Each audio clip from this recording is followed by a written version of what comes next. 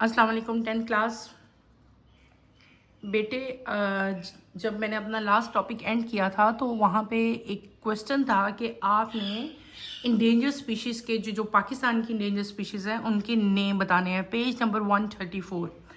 तो पाकिस्तान में जो बेटे इंडेंजर मैमल्स हैं वो कौन कौन से हैं, इंडेंजर स्पीशीज़ जो हैं वो बेटे बहुत सारी हैं। कॉमन उसमें जो है वो स्नो लेपर्ड है, ठीक है, फ्लेयर हॉर्न मार्खोर है, मार्कोपोलो शीप है, लद्दाख ओरियल है, मस्क डियर, ब्राउन बियर और स्क्वेल जो है ये इंडेंजर एनिमल्स हैं। इसके अलावा बहुत सारे बर्ड्स भी ऐसे हैं जिनकी स्पीशीज जो हैं वो मतलब इंडेंजर है। इंडेंजर वो होती हैं जो या बिल्कुल ऑन द वर्ड्स, बिल्कुल एंड पे हों, जो कि ख़त्म होने वाली हों, उनका नंबर इतना डिक्रीज़ हो जाए कि अगर हम उनके बारे में कोई प्लान्स ना बनाएं उनको महफूज करने का, उनको प्रोटेक्ट करने का, तो एक बहुत जल्दी वो टाइम आ जाता है, थोड़ा सा टाइम होता है कि वो स्पीशीज़ वहाँ से ख़त्म हो जाती हैं, ठीक है। तो पाकिस्तान ने ऐसे बहुत सारे जो हैं प्रोग्राम्स बनाए थे जिसमें इंडेंजर स्पीशीज़ को प्रोटेक्ट किया गया था और उनको बचाया गया था इंडेंजर स्पीशीज़ होने से, ठीक है। और ऐसे बहुत सारे कामयाब प्रोजेक्ट भी हुए थे। बहुत सारे एनिमल्स ऐसे थे जिनको जो है इस प्रोग्राम के तहत जो है उनकी स्पीशीज़ को महफूज किया गया था। कुछ इंडेंजर स्पीशीज़ जो पाकिस्तान की हैं बेटे वो कौन कौन सी हैं, ये है वाइट लैपर्ड, ठीक है। ये इंडेंजर स्पीशीज़ है, ठीक है। इसके नंबर पाकिस्तान में बहुत कम रह गए हैं, बहुत डिक्रीज़ हो गए हैं। अगली आपकी ये आ जाता है, ये भी एक वाइल्ड लाइफ है, ये एनिमल है, ये इसकी स्पीशीज़ भी पाकिस्तान में बहुत कम रह गई हैं। ये भी in on the verge of endanger है, ये भी इंडेंजर एक स्पीशी है, ठीक है। आगे आप लोग आते हैं तो ये आपके पास आता है, ये भी इंडेंजर स्पीशी है, ठीक है, पाकिस्तान की। एक ये हो गया आपका एनिमल। फिर आगे आप आएँ तो आपको स्क्रीन पे यहाँ पे 6 एनिमल्स नज़र आते थे। ये 6 के 6 एनिमल जो हैं बेटे, दीज आर इंडेंजर स्पीशीज़ या इंडेंजर एनिमल्स ऑफ पाकिस्तान। ये देखें, लाइन है, ये स्क्वेल है, ये वल्चर है, ये आपकी वो जो मैंने भी बताया था शीप, और ये वेल, और ये आपके पास और एक एनिमल आ गया। ये सारे के सारे जो हैं ये आपके इंडेंजर स्पीशीज़ हैं। क्लियर हो गया। नेक्स्ट आप आते हैं, एक और एनिमल आपको दिखाया हुआ है, ग्वाइटेड गैज़ली, ठीक है। ये भी एनिमल जो है ये बिल्कुल जो है इंडेंजर स्पीशीज़ है। इसमें पाकिस्तान में इसकी सिर्फ मेरे ख्याल से हार्डली 7 to 8 स्पीशीज़ जो हैं वो बची हैं, और ऐसे प्रोग्राम जो हैं वो बनाए जा रहे हैं कि इनको सेफ कंजर्व किया जा सके। इनकी जगह जगह जो फॉरेस्ट डिपार्टमेंट्स हैं या जो वाइल्ड लाइफ से रिलेटेड डिपार्टमेंट हैं उन्होंने इनको अपने बेटे उनके अपने जूज़ हैं वहाँ पे इनको रखा हुआ है और इनकी रिप्रोडक्शन हो रही है, जिससे इनका नंबर जो है वो इंक्रीज़ हो रहा है, और इनकी हंटिंग पे जो है वो अब पनिश है और हैवी फाइन है, इसलिए इनका नंबर जो है वो अब इंक्रीज़ होना शुरू हो गया है। नेक्स्ट आपके पास जो इंडेंजर स्पीशी आ रही है पाकिस्तान में, ये पेंगुलिन है, ठीक है। पेंगुलिन जो है ये पहले मार्गिला हिल में बहुत ज़्यादा होते थे, लेकिन आहिस्ता आहिस्ता इनका नंबर भी जो है वो कम होना शुरू हो गया ड्यू टू हंटिंग। तो ये भी पाकिस्तान में अब इंडेंजर स्पीशी होती जा रही है, पेंगुलिन ये बना हुआ है, ठीक है। नेक्स्ट आपके बर्ड्स आते हैं जो पाकिस्तान में बिल्कुल इंडेंजर स्पीशीज़ में आ गए हैं। ये 3 बर्ड्स हैं, ठीक है। और इन इन दोनों बर्ड्स की तो वैसे ही बहुत ज़्यादा जो है ना इनको बहुत ज़्यादा शिकार किया गया, इसकी वजह से इनके नंबर बहुत डिक्रीज़ हो गए। लेकिन ऐसे अब ऐसे प्रोग्राम जो हैं बनाए गए हैं जिनसे इनको जो है महफूज किया गया, इनको ऐसे मतलब आर्टिफिशियल होम्स में रखा गया जिनसे इनका नंबर जो है बेटे वो इंक्रीज़ हो रहा है। ये है वल्चर। वल्चर जो था ये बहुत जिसको उर्दू में गिद्ध भी कहते थे, ये बहुत इम्पॉर्टेंट एक बर्ड था, क्योंकि ये हमारी इन्वायरमेंट में एक बैलेंस क्रिएट कर रहा था। यानी कि जितने भाई डेड ऑर्गेनिक मैटर था, ऑर्गेनिजम्स की डेथ हो जाती थी एनिमल्स वगैरह की, तो ये उन पे फीड अप होते थे। लेकिन अगर ये नहीं होंगे तो जाहिर सी बात है वो इकोसिस्टम का बैलेंस तो नहीं रहेगा, वो चीज़ें कहाँ जाएंगी। तो ये इनका भी नंबर जो है वो बहुत ज़्यादा कम होना शुरू हो गया। लेकिन लाहौर में पाकिस्तान का सिटी लाहौर में एक ऐसा एरिया, एक ऐसी जगह है जहाँ पे इनको रखा गया है वल्चर्स को, और इनका नंबर जो है वहाँ पे बहुत ज़्यादा, वहाँ पे almost I think 70 to 78 vulture जो हैं वो वहाँ पे मौजूद हैं इस टाइम, और उनको जो है वहाँ पे उनका रिप्रोडक्शन भी हो रही है और उनका नंबर भी इंक्रीज़ हो रहा है। ठीक है, ये हमारे पास कुछ एनिमल्स आते थे। फिर अगर अब हम सी लाइफ की या वाटर की बात करें तो वाटर में भी कुछ ऐसे एनिमल्स हैं जो पाकिस्तान में उनकी स्पीशी इंडेंजर होती जा रही है, जैसे कि साफिश है।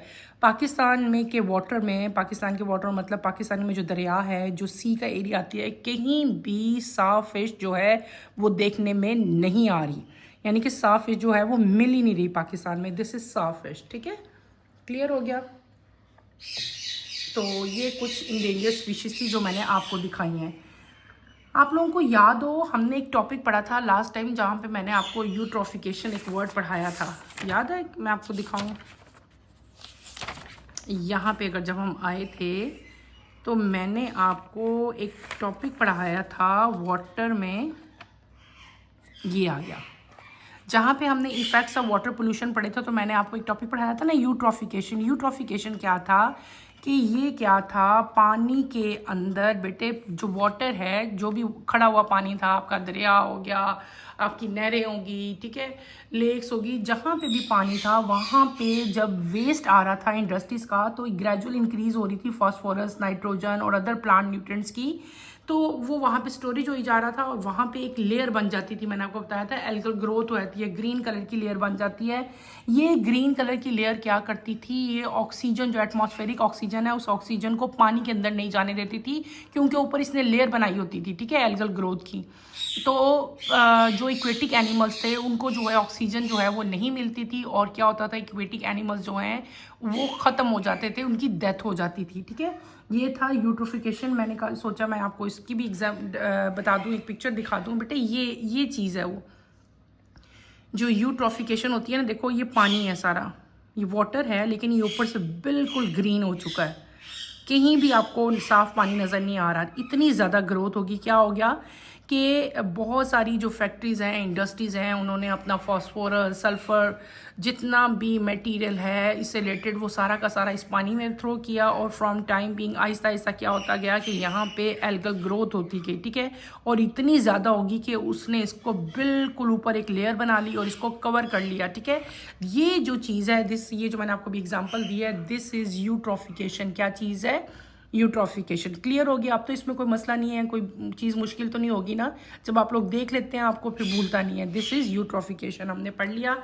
यानी कि gradual increase in the concentration of phosphorus, nitrogen and other plant nutrition. ठीक है, लेक्स में ज़्यादा होती है।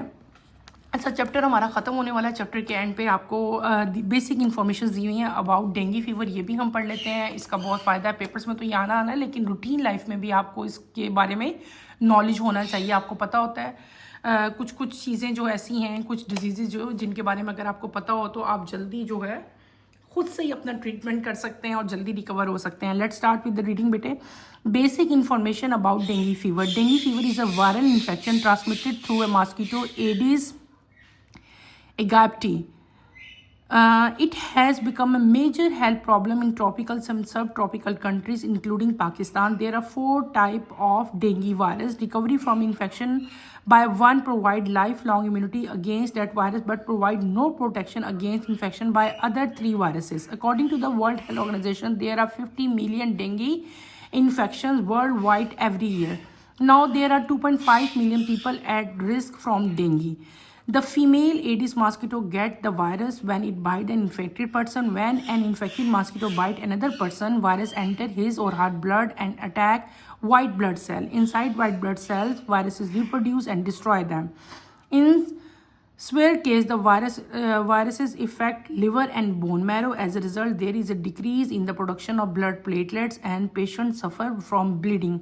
Other symptoms of dengue include high fever, severe headache, pain behind the eyes, muscles and joint pains and rashes.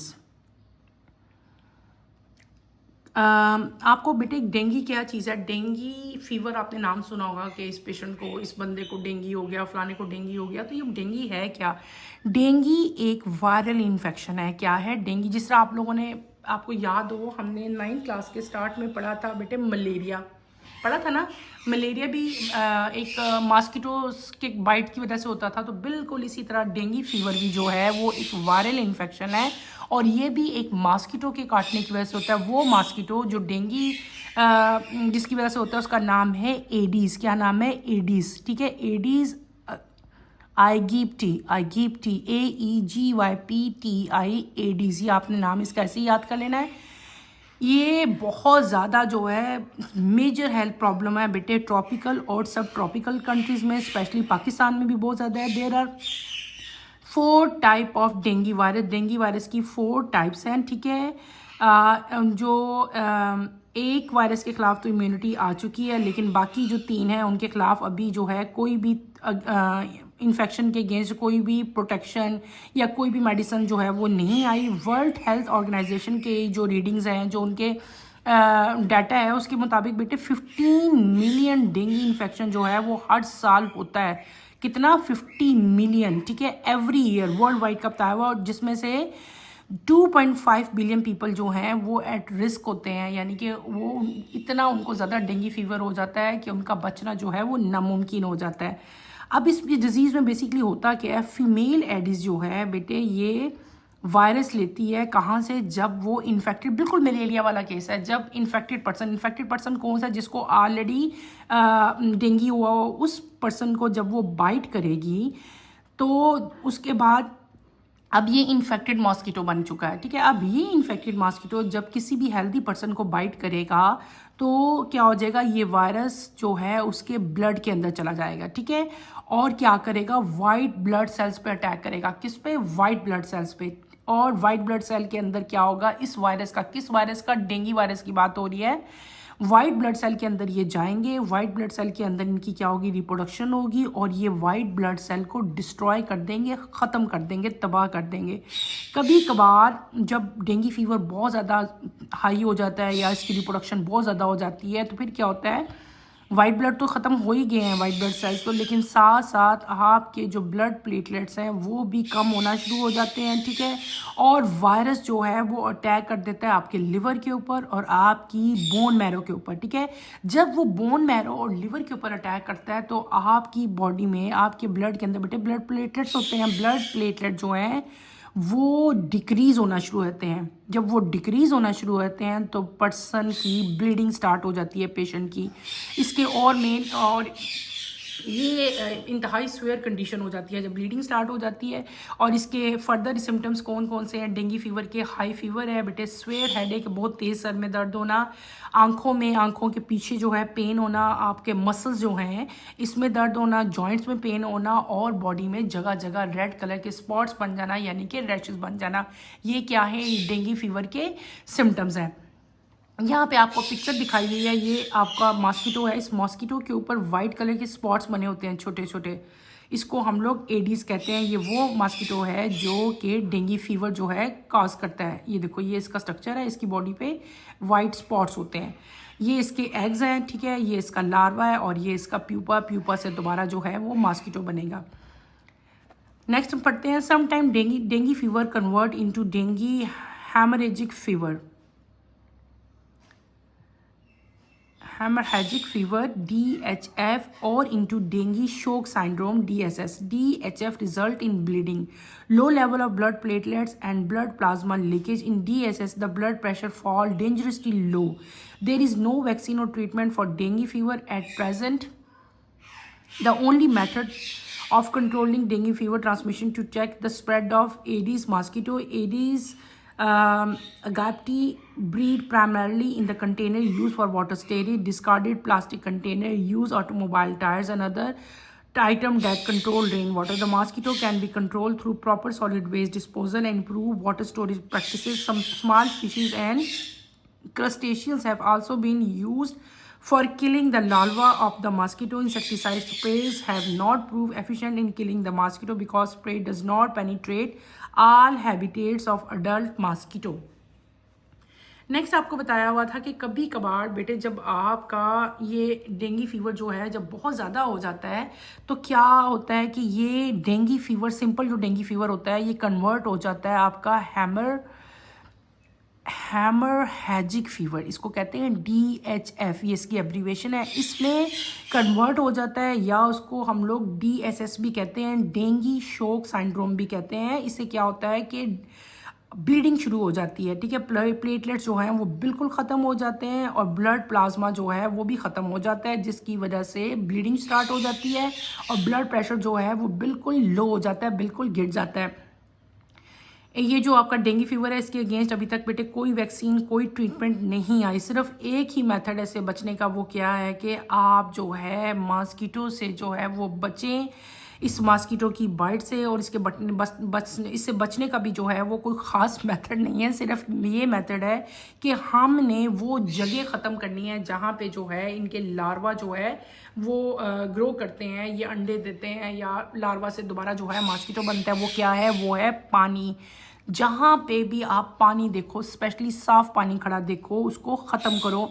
जैसे कि जो water plant के पॉट्स हैं वहाँ पे पानी ज़्यादा खड़ा नहीं होना चाहिए। टायर अगर पड़े हुए हैं वहाँ पे पानी खड़ा नहीं होना चाहिए। जो बारिश का पानी अगर कहीं स्टोर हो जाता है तो बेटे उसको फ़ौरन से पहले उस जगह को खाली करो। यानी कि कहीं भी आपने पानी खड़ा होने नहीं देना, ठीक है। जहाँ भी कहीं पानी खड़ा होगा वहीं पे ये मॉस्किटो क्या करेंगे, दे ले एग्स। तो जब आप लोगों ने कोशिश करनी है कि आपके इर्द गिर्द कहीं भी अगर पानी खड़ा है तो उसको आप लोग वहाँ से रिमूव करवा दो, ठीक है। यही एक प्रैक्टिस है जिसे जो है वो डेंगू फीवर से जो है बचा जा सकता है, ठीक है।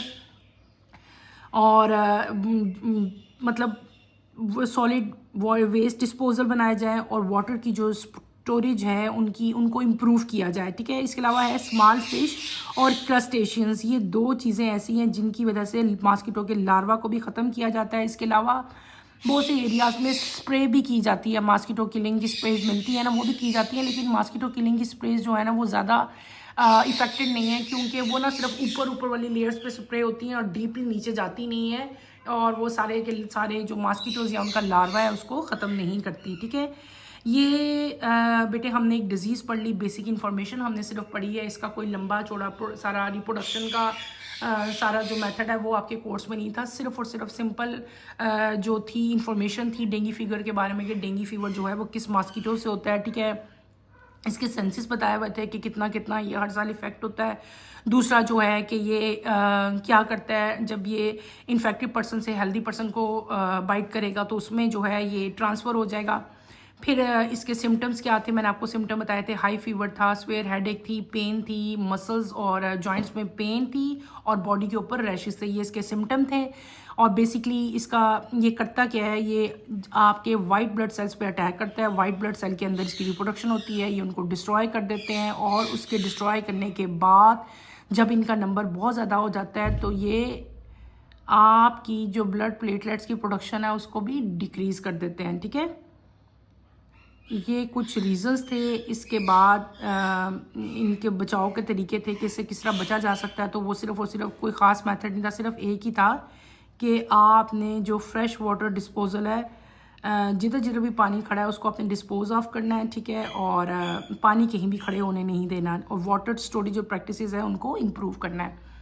इसके साथ ही बेटे मैं अपना टॉपिक ख़त्म करती हूँ। हमारा टॉपिक जो है वो दी एंड हो चुका है, आपका चैप्टर भी ख़त्म हो गया। आपने इस चैप्टर को अच्छी तरह से सारा इसको प्रैक्टिस करना है, इसको रीड आउट करना है। इस चैप्टर में कोई प्रॉब्लम हुई, कोई मुश्किल हुई, feel free to ask me any question, ठीक है। इंशाल्लाह कमिंग लेक्चर में मैं नेक्स्ट चैप्टर स्टार्ट करूँगी, that is biotechnology. Next lecture की नोटिफिकेशन के लिए आप चैनल को शेयर करें, सब्सक्राइब करें और लाइक करें। इसके साथ ही बेटे यहीं पर हम अपना टॉपिक एंड करते हैं। अल्लाह हाफिज़ 10th क्लास।